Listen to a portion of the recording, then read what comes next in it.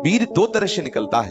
एक तो जो घातक है वो उसी के शरीर से निकलेगा जिसने हस्तमैथुन किया है या गंदी क्रियाएं करके बच्चापन से ही वीर को नष्ट किया है। जैसे 12-13 वर्ष की अवस्था है और उस अवस्था से आप अपने कुसंग के कारण वीर का नाश कर रहे हैं, तो कुछ वर्षों तक हस्तमैथुन करने वाला या अन्य गंदी चेष्टा करने वाला ये नहीं जान पाता है कि इसके द्वारा मेरी हानि हो रही, वो नहीं समझ पाता, क्योंकि जीवनी शक्ति भगवान अपनी तरफ से देते हैं। वो बिल्कुल ना खाए और हस्तमैथुन करे तो भी उसको समझ में नहीं आएगा। कुछ समय के बाद जब उसकी स्थायी जीवनी शक्ति से क्षीण होना प्रारंभ हो जाएगा, तब उसे वो लक्षण जो हस्तमैथुन करने से नाश ऐसे उस प्रसंग में बताया गया, वो लक्षण उसके जीवन में उत्पन्न होने लगते हैं। अब यदि वो किसी संग के प्रभाव से हस्तमैथुन बंद कर देता है तो उसका वीरपात होगा।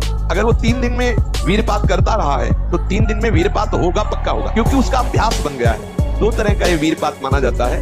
एक, जैसे आप ठीक दिनचर्या से चल रहे हैं, आपका खान पान संयम सब ठीक। पहली बात तो ये है कि जिसने कभी हस्तमैथुन आदि के द्वारा वीरपात किया ही नहीं, उसका असली वीर कभी वीरपात होगा ही नहीं। बात पक्की समझ लेना, ये जीवन के अनुभव की बात करें हैं। महाराज जी, इस कलयुग में विद्यार्थी जीवन में ब्रह्मचर्य का पालन नहीं हो पाता महाराज जी, क्रोध भी गिरा देता है, मलिन मन को साफ कैसे करें? तो पहले क्या था कि नवीन बच्चों को परिवार से अलग करके गुरुकुल में रखा जाता था, जिससे वहाँ उनको ब्रह्मचर्य की त्रिकाल संध्या, भगवत आराधना, वैदिक सिद्धांत, मनुष्य जीवन की उन्नति के क्या क्या लक्षण होने चाहिए, अवनति किन किन कारणों से होती है, वो सब ज्ञान होता था। अब अध्यात्म की तो शिक्षा हो ही नहीं रही है। अब वो अपने माता पिता का अपमान करना, नाना प्रकार की क्रियाओं द्वारा ब्रह्मचर्य को नष्ट करना, व्यसन करना, इसमें हमारी नई समाज बढ़ती चली जा रही है। आप देख लो, छोटे छोटे बच्चे हस्तमैथुन का शिकार हो रहे हैं, छोटे छोटे बच्चे गंदे वीडियो देख करके बॉयफ्रेंड गर्लफ्रेंड, छोटे छोटे बच्चे व्यसन करने लगे हैं। अधिकतर जो माता पिता के अनुशासन में नहीं है, जो शास्त्रों का अनुशासन पालन नहीं करते, तो इसलिए